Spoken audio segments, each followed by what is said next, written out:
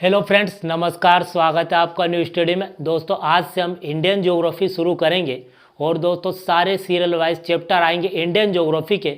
और जो भी दोस्तों कंपटीशन एग्जाम में क्वेश्चन बन सकते हैं, एक एक चैप्टर आएंगे और सबको हम क्लियर करेंगे। और आप दोस्तों सब वीडियो को सीरियल वाइज देखते तो आपकी ज्योग्राफी, इंडियन ज्योग्राफी हमेशा के लिए बिल्कुल क्लियर हो जाएगी। तो आज दोस्तों हम एक इंट्रो करेंगे इंडियन ज्योग्राफी का और भारत को एक बेसिकली एक ओवरव्यू लेंगे भारत का आसपास से, और जितने भी यहाँ से एग्जाम में क्वेश्चन बन सकते हैं उन सबको क्लियर करेंगे। तो चलिए दोस्तों शुरू करते हैं हम। न्यू समझिए, आज का जो वीडियो है एक इंट्रोडक्शन है किसका, हमारे देश का। जियोग्राफिकल इंट्रोडक्शन है हमारे देश का कि आसपास से कौन कौन से देश लगते हैं, बंगाल की खाड़ी पूर्व से पश्चिम कितना है, उत्तर से दक्षिण कितना है, और कि कौन कौन से राज्य है, फेमस शहर उनके, और दोस्तों बहुत बेसिक से हम समझेंगे। तो आज का वीडियो आज के लिए काफ़ी इंपॉर्टेंट आपके लिए हो जाता है कि इसको आप देखते हैं तो हमेशा के लिए जो बेसिक मतलब कि जो नॉलेज है दोस्तों हमारे देश का, वो आपको मिलने वाला है। तो शुरू से एंड तक दोस्तों आप ध्यानपूर्वक देखिए, आपको यहाँ से हर एग्जाम के जो क्वेश्चन है यहाँ से आपको देखने के मिलेंगे। तो चलिए दोस्तों शुरू करते हैं। देखिए सबसे पहले आपको पता होगा, अगर इधर साइड आते हैं पश्चिम साइड, तो आपको एक देश देखने को मिलता है जिसको बोला जाता है पाकिस्तान। ठीक है। अगर इधर चले दोस्तों पूर्व की ओर, तो आपको एक देश देखने को मिलता है जो आपने सुना होगा, चीन, जिसको हम चाइना बोलते हैं। ठीक। उधर दोस्तों ये नीचे अगर चले तो इसको नेपाल बोला जाता है। ठीक, आपको पता होगा। ये दोस्तों मतलब कि अगर देखें तो इसको भूटान बोला जाता है। ठीक है, ये बांग्लादेश हो जाता है, नीचे श्रीलंका, और इधर देखें तो मालदीव। ये आसपास के क्षेत्र हो जाते हैं दोस्तों, देश हो जाते हैं। इनको ही कवर करना काफ़ी इंपॉर्टेंट हो जाता है। चलिए दोस्तों अब देखिए, अब हम शुरू करते हैं। आप ध्यानपूर्वक और इंटरेस्ट के साथ सुनिए दोस्तों, आपको काफ़ी समझ में आएगा। आप यूँ समझिए कि हमको हमारे देश के बारे में जानकारी लेना है दोस्तों। इंडियन ज्योग्राफी आपकी पूरी कंप्लीट एक दोस्तों यहाँ से एक इसका बैकग्राउंड आपको मिलेगा। देखिए सबसे पहले अगर दोस्तों देखें तो ऐसा क्वेश्चन आता है कि जो स्थल मार्ग से, मतलब जो स्थल है वहाँ से कितने देश भारत से लगते हैं। तो 4 देश दोस्तों आपको पता होगा। यहाँ एक देश देखने को मिलेगा जिसको बोला जाता है अफगानिस्तान। तो 4 देश स्थल से भारत से जुड़े हैं। एक तो अफगानिस्तान, एक चाइना, और नेपाल और भूटान। ऐसे 4 ऐसे जो स्थल से भारत से लगते हैं। ठीक है। 3 ऐसे दोस्तों जो जल और स्थल दोनों से लगते हैं। ठीक है। एक तो पाकिस्तान जो जल से भी लगा है और स्थल से भी लगा है। दूसरा अगर देखें दोस्तों तो बांग्लादेश आ जाता है। तीसरा म्यांमार आ जाता है। ठीक है। दो देश ऐसे जो भारत से जल से सीमा बनाते हैं, जैसे कि एक तो श्रीलंका हुआ, जो भारत के हर नक्शे में दोस्तों आप लटकता हुआ एक देश देखते हैं श्रीलंका, और एक हो जाता है मालदीव। दोस्तों 3 क्वेश्चन है, तीनों ही अलग अलग है। स्थल से कौन कौन से लगते हैं, तो दोस्तों एक तो अफगानिस्तान आ जाता है, एक चीन, एक नेपाल और एक भूटान। अगर जल और स्थल दोनों आते हैं तो फिर 3 देश आते हैं, एक पाकिस्तान और एक बांग्लादेश और एक म्यांमार। अगर जल से सीमा बनाते हैं तो वह आएंगे मालदीव और श्रीलंका। ऐसे क्वेश्चन आ सकते हैं कि ऐसा कौन सा देश है जो भारत से जल और स्थल दोनों से सीमा नहीं बनाता। तो इसके लिए आपको पता होना चाहिए कि कौन कौन से जल सीमा बनाते हैं, कौन कौन से स्थल सीमा बनाते हैं। तो ये 4, भूटान, चीन, नेपाल और अपना पाकिस्तान। ठीक। जल से श्रीलंका और मालदीव, और अगर देखिए स्थल और जल दोनों से तो पाकिस्तान, बांग्लादेश और म्यांमार। ठीक है दोस्तों, बेसिकली आपका कॉन्सेप्ट क्लियर हुआ होगा। अब आगे बढ़ते हैं। देखिए अब हम दोस्तों देखेंगे कि ये जो स्थल है दोस्तों भारत का, ये यहाँ से यहाँ तक, यहाँ से यहाँ तक, मतलब जो भूमि है ये कितने किलोमीटर में फैली हुई है। यहाँ से यहाँ तक जो कि हम देखते हैं पूरा स्थल दोस्तों, ये आपको देखने को मिलेगा कितना है, 15,200 किलोमीटर। ठीक है। कितना देखने को मिलेगा यहाँ से यहाँ तक, पूरा यहाँ तक 15,200 किलोमीटर आपको देखने को मिलेगा। ठीक है। अब नीचे आते हैं दोस्तों, ये स्थल बोला जाता है इसको, कि भारत स्थल में कितना किलोमीटर तक यहाँ से यहाँ तक सीमा है, तो 15,200 किलोमीटर। अब ये नीचे अगर देखें यहाँ से यहाँ तक जल की जो है भारत, ये दोस्तों ये पूरा जल भरा है। इधर बंगाल की खाड़ी आ जाती है, नीचे हिंद महासागर, इधर अरब सागर। ठीक है दोस्तों, बहुत बड़ा है तो वो महासागर कहलाएगा, छोटा है तो सागर कहलाएगा। और कोई गड्ढा है, कोई खाड़ी है तो उसको, मतलब कोई गड्ढा है तो उसको खाड़ी बोल दिया जाएगा। जैसे अगर बंगाल की खाड़ी, इधर मन्नार की खाड़ी, या खंबात की खाड़ी, कच्छ की खाड़ी, इनको दोस्तों हम देखने वाले हैं अभी। तो दोस्तों ये जल होता है, मतलब जल भरा है भारत के तीनों तरफ। दोस्तों जल भरा होता है तो इसको दक्कन का पठार भी बोलते हैं हमारे दक्षिण भारत को। देखिए तो ये स्थल से दोस्तों 15,200 किलोमीटर होती है। जल से अगर यहाँ से देखें दोस्तों ये इतना तो होता है, कितना होता है आपको 6,100 किलोमीटर ये होता है। कितना होता है 6,100 किलोमीटर। और इसमें अगर हम देखें तो अगर लक्षद्वीप जो कि हमारा केंद्र शासित प्रदेश है, लक्षद्वीप और अंडमान निकोबार द्वीप समूह, दोस्तों ये द्वीपों में 7 टापुओं में, इसलिए इसको द्वीप समूह बोला जाता है, द्वीपों का समूह। तो अंडमान और निकोबार द्वीप समूह जो कि आपको दिख रहा होगा, अंडमान और निकोबार द्वीप समूह, ये 1416 किलोमीटर होता है। ठीक है, मतलब ये कुल मतलब कि अगर देखें तो ये पूरे जली सीमा और लक्षद्वीप और अंडमान निकोबार द्वीप समूह को भी जोड़ दिया जाए दोस्तों, ये हो जाती है, आप ध्यान रखेंगे अगर देखें तो 7,516 किलोमीटर जली सीमा। आपको यूँ आ सकता है कि भारत की जली सीमा तो आपको 6100 किलोमीटर, और अगर लक्षद्वीप और अंडमान निकोबार जोड़ दिया जाए तो 7,516 किलोमीटर हो जाती है। 15,200 किलोमीटर स्थल की सीमा और जल की सीमा 7,516। इसमें दोस्तों और जोड़ दें, स्थल और जल दोनों को जोड़ दिया जाए तो हो जाएगी कुल टोटल 22,716 किलोमीटर, मतलब कि जल और स्थल की सीमा हो जाती है। बिल्कुल बेसिक, बिल्कुल क्लियर। स्थल की सीमा अगर देखिए दोस्तों यहाँ से यहाँ तक तो 15,200 किलोमीटर, और अगर जल की सीमा अगर देखें तो 6,100 किलोमीटर। लेकिन लक्षद्वीप और अंडमान निकोबार द्वीप समूह की सीमा को मिला दिया जाए 7,516, और स्थल और दोनों की सीमा दोस्तों पूछी जाए कि भारत की स्थल और जल दोनों की सीमा कितनी है टोटल, तो 22,716 किलोमीटर हो जाती है। ठीक, अब दोस्तों बेसिक नॉलेज भी आपको ध्यान होगा। स्थल से जो राज्य है दोस्तों ये मतलब कि यहाँ पर कितने ये, तो ये 17 राज्य है, और जल में जो राज्य लगे वह मतलब कि 9 राज्य लगे। तो स्थल में कितने राज्य लगे 17, और जल में अगर देखें तो 9 राज्य। दोस्तों वह एक कोई जल में भी लगा है, कोई थल में भी लगा है दोस्तों, इसलिए वो ज़्यादा भी हो जाते हैं आगे पीछे, तो आप उसको मतलब कि देख कर आप पता कर सकते हैं। अब देखिए भारत दोस्तों जनसंख्या में अगर देखें तो वर्ल्ड में दूसरे नंबर पर आता है, आपको पता होगा, चीन के बाद, चाइना के बाद। और वर्ल्ड की जनसंख्या जो कि भारत में 17.5% रहती है, तो चीन के बाद हम दूसरे नंबर पर।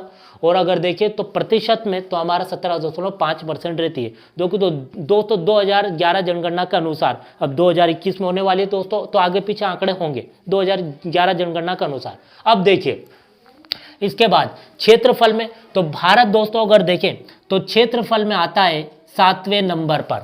आपको पता होगा भारत क्षेत्रफल में 7वें नंबर पर, और विश्व की क्षेत्रफल का भारत में 2.4% है। तो जनसंख्या में दूसरे नंबर पर, और मतलब प्रतिशत में देखें 17.5%। ठीक है, भारत की जनसंख्या वर्ल्ड के हिसाब से, और क्षेत्रफल में 7वें नंबर पर, तो 2.4% वर्ल्ड का क्षेत्रफल भारत में, वर्ल्ड के हिसाब से भारत में 2.4% है। अब ये तो बेसिक बातें हुई दोस्तों।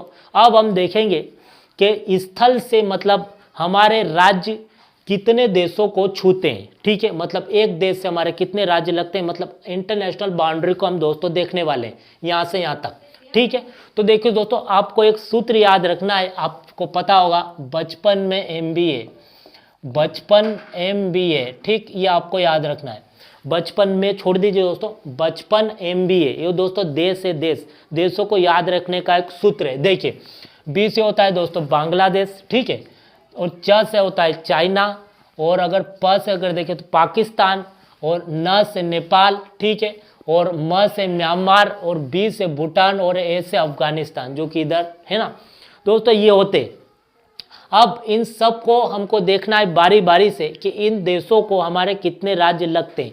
तो आपको याद रखना है दोस्तों, एक सूत्र होता है बचपन MBA, और आपको ये याद रखना है कि जो शुरू के जो 5 देश आते हैं, जैसे कि अगर देखा जाए ये जो बांग्लादेश हुआ, उसके बाद में चाइना हुआ, पाकिस्तान में 4 देश ही लगते हैं दोस्त, 4 राज्य लगते हैं, इसको छोड़ दीजिए। यहाँ पर अगर देखें तो यहाँ आ जाएगा नेपाल। तो ये दोस्तों जो बांग्लादेश, चीन और नेपाल, इससे हमारे 5-5 राज्य लगते हैं, और फिर उसके बाद में 4 आएगा, मतलब पाकिस्तान और म्यांमार में और भूटान में, पाकिस्तान, म्यांमार और भूटान में 4-4 लगते हैं, और अफगानिस्तान में 1 ही लगता है। तो इनको दोस्तों बारी बारी से ऐसा क्वेश्चन आ सकता है कि बांग्लादेश से हमारे कौन कौन से राज्य नहीं लगते, तो इसके लिए आपको पता होना चाहिए कौन कौन से लगते हैं। भूटान से कौन कौन से राज्य नहीं लगते, तो ऐसा दोस्तों पता होना चाहिए कौन कौन से लगते हैं। तो देखिए दोस्तों, इसको देखिए और सूत्र को आप समझिए। देखिए सबसे पहले बांग्लादेश को देखते हैं कि बांग्लादेश से कितने राज्य लगते हैं। तो आपको याद रखना है ये पश्चिम बंगाल जो कि हमारा एक राज्य होता है। तो पश्चिम बंगाल यहाँ से यहाँ तक दोस्तों आपको दिख रहा होगा, ये पश्चिम बंगाल यहाँ तक, ये बांग्लादेश हो गया पूरा। तो यहाँ से यहाँ तक अगर देखिए इधर साइड, तो पूरा पश्चिम बंगाल यहाँ से शुरू होता है तो यहाँ तक आता है, ठीक है। एक ये, दूसरा अगर देखें दोस्तों तो यहाँ पर सिक्किम आता है, फिर अगर देखें तो असम आता है, ठीक, यहाँ मेघालय आता है और यहाँ त्रिपुरा आता है। ये 5 राज्य होते हैं दोस्तों हमारे जो पश्चिम बंगाल से लगे हुए हैं, ठीक है। अब दूसरा हम देखते हैं दोस्तों, पश्चिम बंगाल का क्लियर हुआ। दूसरा हम देखेंगे चाइना, चीन, ठीक है। तो चाइना से भी 5 राज्य लगते हैं। कौन कौन से, ये इधर दोस्तों चाइना हो जाता है। तो सबसे पहले अगर देखें जम्मू कश्मीर, ठीक। दूसरा अगर देखें हिमाचल प्रदेश, उत्तराखंड आ जाता है और यहाँ सिक्किम आ जाता है और यहाँ अरुणाचल प्रदेश आ जाता है, ठीक है। मतलब 2 हुए। फिर इसके बाद में देखें दोस्तों नेपाल, तो नेपाल से भी 5 राज्य लगते हैं, आपको ध्यान रखना है। सबसे पहले आपको याद रखना उत्तराखंड, ये दोस्तों नेपाल हो जाता है, उत्तराखंड। फिर उसके बाद में यूपी, ठीक है। तीसरा अगर देखें दोस्तों यहाँ पर आपको देखने को मिलेगा बिहार, ये बिहार आ जाता है। और इधर देखिए दोस्तों तो यहाँ पर आपको ध्यान रखना है, नेपाल में अगर देखें तो पश्चिम बंगाल और फिर यहाँ पर सिक्किम। 5 देश दोस्तों होते हैं, 5 राज्य नेपाल से लगते हैं। एक तो उत्तराखंड, 1 यूपी, 2 बिहार, 3 पश्चिम बंगाल, 4 और इसके बाद में सिक्किम 5। तो ये दोस्तों नेपाल से 5 राज्य लगते हैं। अब ये 5 को हमने देख लिया। मतलब कि बांग्लादेश, चाइना और नेपाल, इन 3 देशों से हमारे 5 राज्य लगते हैं। अब देखिए 4 राज्य वाले देखते हैं। पाकिस्तान से हमारे 4 राज्य लगते हैं, जैसे इसके उधर पाकिस्तान आ जाता है, ठीक है। तो एक तो हमारा गुजरात आ जाता है, ठीक। गुजरात के बाद में दूसरा राजस्थान आ जाता है उधर, और राजस्थान के बाद में पंजाब आ जाता है और यहाँ जम्मू कश्मीर आ जाता है। ये 4 राज्य। फिर उसके बाद में पाकिस्तान के बाद में हम देखेंगे म्यांमार को, तो म्यांमार से भी हमारे 4 राज्य दोस्तों लगते हैं। ये इसके इधर म्यांमार आ जाता है जो कि भारत के नक्शे में आपने देखा होगा। तो यहाँ पर अरुणाचल प्रदेश आ जाता है, अरुणाचल प्रदेश, ठीक। यहाँ पर आपको नागालैंड मिलेगा, अरुणाचल प्रदेश, नागालैंड। और उसके बाद में अगर देखें तो यहाँ अरुणाचल प्रदेश, नागालैंड, मणिपुर और यहाँ मिजोरम, ये 4 राज्य हमारे किससे लगते हैं, तो म्यांमार से लगते हैं, ठीक। अब दोस्तों हमने देख लिया भूटान बचा है, तो भूटान से हमारे 4 राज्य लगते हैं, आपको ध्यान रखना है। ये भूटान यहाँ आ जाता है। तो सबसे पहले अरुणाचल प्रदेश, ये इधर आ जाता है सिक्किम और यहाँ आ जाएगा असम। 3 राज्य दोस्तों उससे लगते हैं। तो आपको समझ में आ गया होगा कि दो अगर देखिए चाइना, नेपाल और इसके बाद में अगर देखिए चाइना, नेपाल और आ जाता है बांग्लादेश, इनसे 5 राज्य लगते हैं। और फिर पाकिस्तान दोस्तों आ जाता है, पाकिस्तान और भूटान और म्यांमार, इनसे 4 राज्य, और अफगानिस्तान से 1 ही राज्य हमारा लगता है। अब देखिए ऐसा क्वेश्चन आ सकता है कि इस स्थल में मतलब कि सबसे ज़्यादा सीमा किस देश से हमारी लगती है, तो आपको ध्यान रखना है बांग्लादेश से। ये दोस्तों बांग्लादेश से यहाँ से यहाँ तक जो सीमा लगती है सबसे अधिक किस देश से, तो बांग्लादेश से लगती है 4096 किलोमीटर, ठीक है। 4096 किलोमीटर बांग्लादेश से सीमा लगती है। उसके बाद में सबसे कम जो अगर पूछा जाए तो दोस्तों अफगानिस्तान के साथ हमारी लगती है, जो 90 से 110 तक होती है दोस्तों। कहीं 106, कहीं 110, कहीं 90 लिखा है दोस्तों। आप उसके हिसाब से जो आंकड़ा है उसके हिसाब से आप पकड़ सकते हैं दोस्तों। यहाँ पर वो बांग्लादेश मिलेगा, लेकिन ये दोस्तों POK में आता है, ठीक है, ये सीमा। तो हमने दोस्तों पूरी सीमा भी देखी, कितने राज्य किस देश से लगते हैं, सबसे अधिक सीमा, सबसे अधिक स्थल की, जल की दोस्तों हमने देखी। अब देखिए हम जल में कुछ बेसिक ले आते हैं। देखिए आपको ध्यान रखना है, ये बंगाल की खाड़ी है, ठीक। इसमें 243 टापू है। नीचे आपको हिंद महासागर नजर आएगा दोस्तों। अगर मैप में आप देखेंगे, यहाँ तो नजर नहीं आ रहा, लेकिन नीचे है हिंद महासागर। यहाँ दोस्तों अगर देखें तो अरब सागर है। ये खंबात की खाड़ी, यहाँ पर गुजरात वाले क्षेत्र में खंबात की खाड़ी, यहाँ पर कच्छ की खाड़ी। ये दोस्तों कच्छ का रण बोला जाता है इसको। मतलब क्या दोस्तों, नमक बनता है वो समुद्र का पानी इधर आता है, तो इसको छोटा रण, इसको बड़ा रण, ठीक है। ये दोस्तों कच्छ की खाड़ी इसको बोला जाता है। अब ये दोस्तों खंबात की खाड़ी, ये इसमें आपको और ध्यान रखना है कि यहाँ एक द्वीप आ जाता है, मालदीव जो एक देश है, फिर उसके बाद मिनिकॉय द्वीप और लक्षद्वीप हमारे केंद्र शासित प्रदेश हो जाते हैं। नीचे अगर देखें तो भारत और श्रीलंका के बीच दोस्तों मन्नार की खाड़ी है और भारत और श्रीलंका के बीच पाक जल संधि भी है, ठीक, आपको ध्यान रखना है। अब देखिए ये हमारा केंद्र शासित प्रदेश आ जाता है अंडमान और निकोबार द्वीप समूह।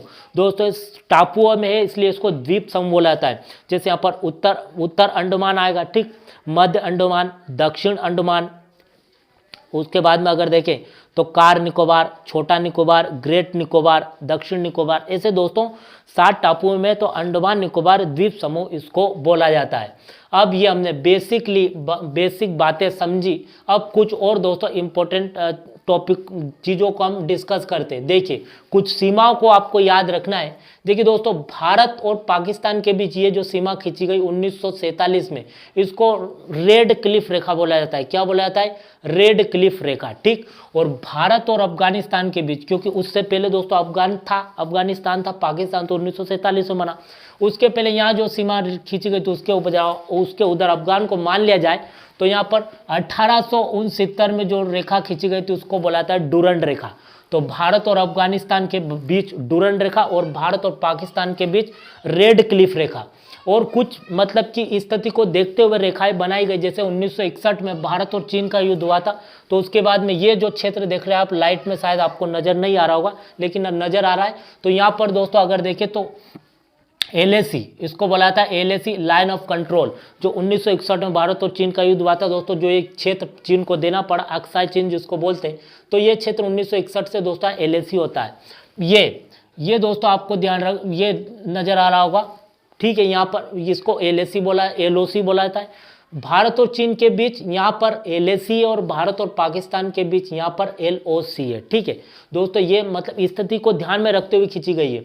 ये क्षेत्र भारत के ही है लेकिन यहाँ पर कब्जा दूसरे देशों का हो चुका है, मतलब क्षेत्र भारत का ही। अब देखिए ये दोस्तों मतलब स्थिति को ध्यान में रखते हुए खींची गई, ये तो मतलब हमेशा के लिए खींची गई स्थिति को ध्यान में रखते हुए। तो दोनों रेखाएं मैंने आपको बता दी।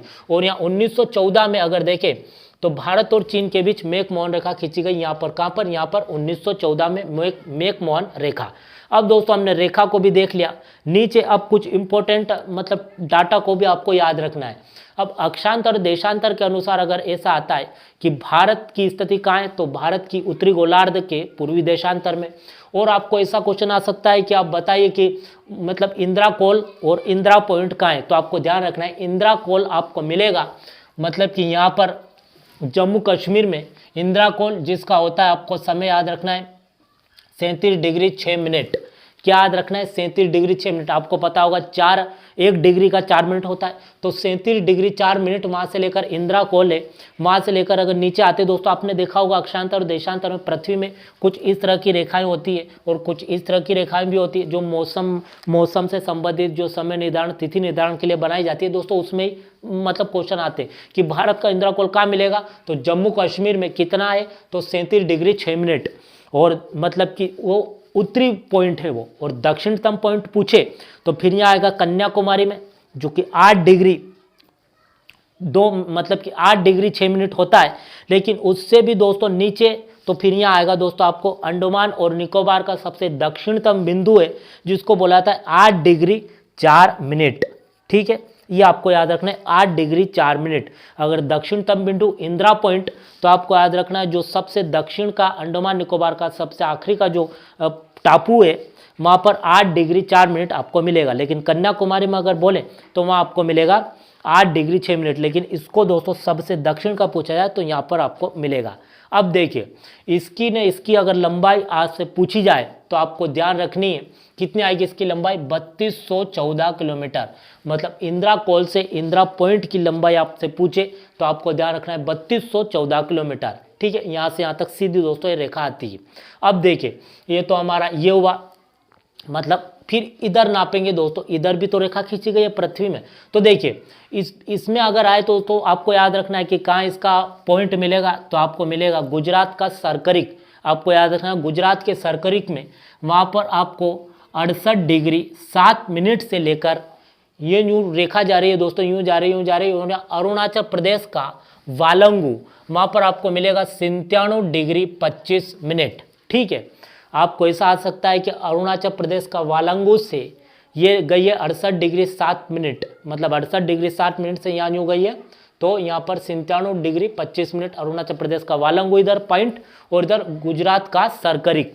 ये दोस्तों कर्क रेखा है, कर्क रेखा, ठीक है। ऐसा क्वेश्चन आता है ना, आपने देखा होगा कर्क रेखा कितने राज्यों से होकर जा रही है भारत के, तो आपको याद रखना है, ये आ जाएगा गुजरात 1, राजस्थान 2, मध्य प्रदेश 3, छत्तीसगढ़ 4, ठीक है, झारखंड 5, यहाँ पश्चिम बंगाल 6, यहाँ आ जाएगा त्रिपुरा 7 और मिजोरम 8। ये 8 राज्य दोस्तों आपको याद रखना है। ऐसा क्वेश्चन आ सकता है कि जो कर्क रेखा होकर जा रही है वो किस राज्य से नहीं जाती, तो उसके लिए आपको याद होना चाहिए किस राज्य से जाती है, ठीक। अब देखिए ये इसकी दोस्तों लंबाई अगर पूछे तो आपको याद रखना 2933 किलोमीटर। कितनी है इसकी? 2933 किलोमीटर। दोस्तों दो बातें, एक रेखा यूं जा रही है तो इसमें 8 राज्य आते हैं और मध्य प्रदेश के 14 जिले आते हैं, जिसको हम मध्य प्रदेश का जो जियोग्राफी करेंगे तो उसमें हम क्लियर करेंगे। तो ये मतलब इंदिरा कोल आपको मिलेगा 37°6', और यहाँ पर अगर देखिए तो सबसे दक्षिण तमिलनाडु अंडमान निकोबार का तो वहाँ 4°8', ठीक है। इसकी लंबाई अगर देखें तो आपको मिलेगी 3214, और गुजरात का सरकरिक या 68°7' से या अरुणाचल प्रदेश का वारंगू 97°25' तक, तो ये कर्क रेखा की आपको लंबाई मिलेगी 2933 किलोमीटर। ये बेसिकली हमने देखा। अब कुछ और रेखाएं दोस्तों जो एग्जाम में आ सकती है, आपको याद रखना है कि ये जो मतलब कि मालदीव, नीचे एक देश है मालदीव और मिनिकॉय द्वीप के बीच कौन सा डिग्री चैनल है? दोस्तों जो रेखाएं खींची गई स्थल पर तो उनको रेखा ही बोला जाता है, लेकिन जल में जो आती है तो उनको फिर चैनल बोला जाता है। तो ऐसा आ सकता है कि मालदीव और मिनिकॉय द्वीप के बीच कितना डिग्री चैनल है? तो 8 डिग्री चैनल आपको याद रखना है। और मिनिकॉय द्वीप और लक्षद्वीप के बीच 9 डिग्री चैनल है, और अंडमान और निकोबार के बीच 10 डिग्री चैनल है। ये दोस्तों बेसिक से बातें हुई। अब देखिए ये हमने ऊपर ऊपर से देखा, अब दोस्तों अंदर जाते और कुछ और मतलब कि डाटा देखते हैं किसका, हमारे देश का। तो देखिए दोस्तों ये हमारा पूरा भारत होता है, और भारत का दोस्तों अंदर राज्य की बात करें तो ये एक राज्य होता है जो जम्मू कश्मीर, जो दोस्तों अगर देखिए 5 अगस्त 2019 को इसके 2 भाग कर दिए गए, 2 केंद्र शासित प्रदेश, एक लद्दाख हो गया तो लद्दाख की लेह हो जाती है, और जम्मू कश्मीर की जो दोस्तों पहले ही थी जम्मू श्रीनगर वो हो जाती है, ठीक। नीचे हमारा ये एक राज्य आता है जिसको बोला था हिमाचल प्रदेश। हिमाचल प्रदेश की आपको याद होगा हिमाचल प्रदेश की राजधानी होती है शिमला, है ना, शिमला होती है। यहाँ पर आता है पंजाब, तो पंजाब में फेमस सारा आपको देखने को मिलते हैं, आपको पता होगा मोहाली, चंडीगढ़, बठिंडा, लुधियाना, अमृतसर, है ना। तो ये वहाँ पर आपको पंजाब में पंजाब की राजधानी चंडीगढ़ होती है, और हरियाणा की भी चंडीगढ़ होती है। हरियाणा जो कि दोस्तों आप पंजाब से अलग होकर एक देश बनाए, एक राज्य बनाए, तो इसमें अगर देखें तो आपको पानीपत, सोनीपत, है ना, अम्बाला, रोहतक, ये आपको कहाँ पर देखने को मिलेंगे? हरियाणा। इसकी भी राजधानी मतलब कि हरियाणा की राजधानी आपको चंडीगढ़ देखने को मिलेगी। ये हमारा केंद्र शासित प्रदेश है, जो हमारी राजधानी है दिल्ली, यहाँ पर आपको देखने को मिलेगा। ये उत्तराखंड, उत्तराखंड में अगर देखें दोस्तों देहरादून, हरिद्वार, बद्रीनाथ, केदारनाथ, ये उत्तराखंड में आते, तो इसकी राजधानी आपको देहरादून देखने को मिलेगी उत्तराखंड की। इधर आते दोस्तों ये हमारे यूपी हो जाता है। यूपी अगर देखें जनसंख्या में सबसे बड़ा, सबसे ज़्यादा जनसंख्या इसमें रहती है यूपी में। यूपी की राजधानी अगर देखें लखनऊ हो जाती है, लेकिन फेमस शहर अगर देखें वाराणसी है, अयोध्या है, ठीक। उसके बाद में कानपुर है, लखनऊ है, इलाहाबाद है, जिसको प्रयागराज अब नाम कर दिया गया है, तो अब दोस्तों इसकी राजधानी लखनऊ हो जाएगी। इधर अगर देखें तो यहाँ झारखंड मतलब कि ये आ जाता है बिहार की राजधानी पटना, लेकिन फेमस शहर गया हो जाते हैं। उसके बाद में पूर्णिया, पटना इसकी राजधानी हो जाती है, सासाराम, और मतलब कि ये इसके शहर हो जाते हैं। नीचे अगर चले तो यहाँ आपको देखने को मिलेगा झारखंड की राजधानी मतलब कि रांची हो जाती है, ठीक। इसके ऊपर चले और जमशेदपुर एक और फेमस शहर हो जाता है। छत्तीसगढ़ की राजधानी आपको रायपुर देखने को मिलेगी। मध्य प्रदेश की राजधानी आपको मतलब कि भोपाल, और दोस्तों मध्य प्रदेश को तो अलग से इनका वीडियो आएगा, तो मध्य प्रदेश को हम और जानेंगे। राजस्थान में आते हैं, राजस्थान की जयपुर आपको मतलब कि राजधानी इसकी, लेकिन अलवर हुआ, दौसा हुआ, चित्तौड़, उदयपुर, है ना। इसके बाद में अगर देखें तो यहाँ पर वो आ जाता है, कोटा आ जाता है। कोटा के बाद में मतलब कि झालावाड़ आ जाता है, ये इसके फेमस शहर हो जाते हैं। गुजरात इसकी राजधानी जयपुर हो जाती है राजस्थान की। फिर गुजरात में आते तो अहमदाबाद, भरूच, सूरत, राजकोट, मतलब कि अगर देखें वडोदरा, ठीक है, और ये फेमस इसके शहर हो जाते हैं, और इसकी राजधानी गांधीनगर हो जाती है, ठीक, किसकी? गुजरात की।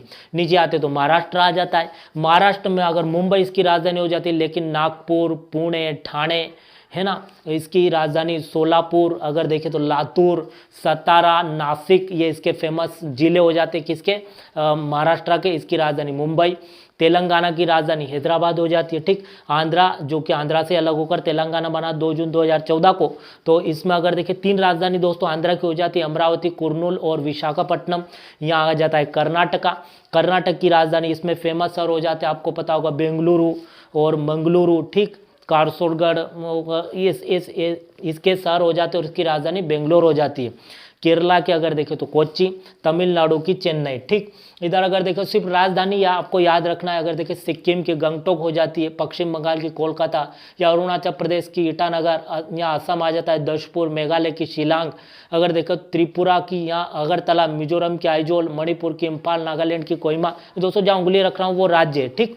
अब ये तो राज्य हुए, इसकी बेसिक से जानकारी भी हम लेंगे। इनके फसल को जानेंगे, कौन से राज्य में कितने प्रकार की फसल बोई जाती है, फसल की क्या मुख्य बातें कैसे होती है। उसके बाद में इनका कल्चर जानेंगे, हर राज्य का क्या क्या कल्चर होता है, और सभी राज्यों में झीलें हैं उनको भी हम देखेंगे। और इसके बाद में दोस्तों हम कुछ तटीय मैदान देख लेते हैं, जो कि आपको पता होगा, इसको पूर्वी तट, इसको पश्चिमी तट। तो ये दोस्तों यहाँ से यहाँ तक जो आंध्रा तक है इसको बोला था उत्तरी सरकार। जो तमिलनाडु वाले क्षेत्र है वहाँ पर जो तट होता है इसको बोलाता है कोरोमंडल तट। क्या बोला था, कोरोमंडल तट।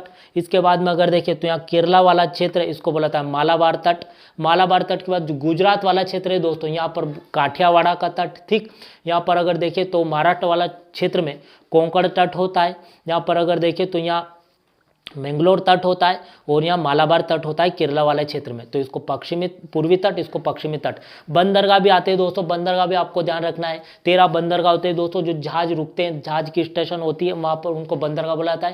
तो यहाँ पर आपको याद रखना, गुजरात का कांडला बंदरगाह होता है। मुंबई में, महाराष्ट्र में 2 आते हैं, नाभाशेवा और मुंबई। नाभाशेवा और मुंबई।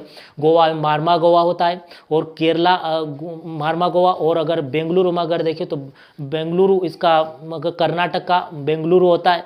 उसके बाद में यहाँ कोचिंग आता है, केरला का कोचिंग होता है। तमिलनाडु में 3 है, चेन्नई, तुतिकोरिन, एन्निनोर। इसके आंध्रा में विशाखापट्टनम होता है। उड़ीसा का पारादीप होता है दोस्तों, हम बंदरगाह देख रहे हैं। और ये पश्चिम बंगाल का कोलकाता होता है। ऐसा आता है कि कौन सा बंदरगाह किस राज्य में आता है, तो आपको पता होना चाहिए। और अंडमान निकोबार का अगर देखें दोस्तों तो पोर्ट ब्लेयर होता है। ये दोस्तों केंद्र शासित प्रदेश, कोई भी हम अलग वीडियो में सारे केंद्र शासित प्रदेश को हम देखेंगे। और राज्य को दोस्तों आप देख लिए। अब दोस्तों कुछ प्राकृतिक विभाग, मतलब कि अलग अलग बांटा गया हमारे देश को, किस तरह से हम और समझ सकते हैं। तो आपको पता होगा यहाँ से यहाँ तक जो बनाया गया है, यहाँ से यहाँ तक हम देखेंगे तो उत्तर भारत की विशाल पर्वतमाला, जिसमें हम हिमालय को समझते हैं, यहाँ से यहाँ तक पूरा 2400 किलोमीटर तक फैला हुआ है। यहाँ से यहाँ तक देखते हैं तो एक मैदान आता है, मतलब मैदान नीचा क्षेत्र है। दोस्तों आपको याद रखना है कि जैसे कुछ ऐसा है, टापू ऊपर उठा हुआ है पूरा, वो ऐसा पूरा उठा हुआ तो उसको पर्वत बोला जाता है, ठीक है। लेकिन उठकर थोड़ा फैला हुआ है इस तरह से तो उसको पठार बोला जाता है। और सीधा चपाट पूरा एक जैसा है तो उसको मैदान बोला जाता है। तो पूरा उठा हुआ है तो मैदान मतलब कि पर्वत हो जाता है, हिमालय पर्वत। और यहाँ पर मैदान आ जाता है, उत्तर भारत का मैदान, या मरुस्थली क्षेत्र आ जाता है, मतलब बंजर भूमि। जैसा अगर देखें तो यहाँ थार का मरुस्थल, जिसको हम राजस्थान वाले क्षेत्र में कहते हैं। और यहाँ पर दोस्तों मतलब पठारी भाग आ जाते हैं, कुछ उठे हुए। जैसे मध्य प्रदेश के क्षेत्र में आपको पता होगा मालवा का पठार बोला जाता है। और उसके बाद में मध्य प्रदेश और छत्तीसगढ़ के बीच में बघेलखंड का पठार होता है। और झारखंड में अगर देखें तो नागपुर का पठार होता है। दोस्तों ये नागपुर शहर नहीं है, वो नाम रख दिया गया। दक्षिण में अगर देखें तो दक्षिण का पठार, तेलंगाना आंध्र क्षेत्र में तेलंगाना का पठार, कर्नाटक का पठार। फिर दोस्तों कुछ पर्वत आ जाते हैं ना, इस तरह से पर्वत आ जाते हैं, दोनों पर्वत को मिलाने वाली एक यहाँ चोटी होती है जिसको अन्नाई मुड्डी जिसको बोला जाता है, वो दोस्तों पर्वत को भी हम देखेंगे। तो ये बेसिकली हमारा भारत का कुछ इस तरह से होता है दोस्तों। कुछ झीलें आ जाती है, नदियों को भी हम देखेंगे, जो कि फसलें तो होगी लेकिन नदियों को भी हम देखेंगे, कौन सी नदी कहाँ से निकलती है। हमारे देश में सभी प्रकार की नदियाँ, सभी राज्यों की अपनी अपनी नदियों, उन नदियों में बांध होते हैं और बांध के बाद